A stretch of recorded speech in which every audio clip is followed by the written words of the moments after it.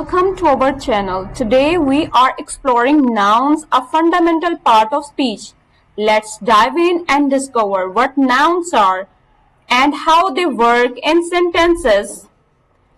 A noun is a word that names a person, place, thing, or idea. So let's look at some examples. People, Ali, teacher. Places, school, city. Things, book, apple. Ideas, freedom, happiness. The teacher gave us a book. Here, the word teacher and book are the nouns. It is very important to know about the value of nouns. Nouns help us communicate effectively. They identify people, places, and things in our sentences.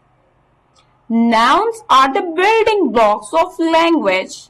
Understanding nouns helps us express ourselves clearly and accurately.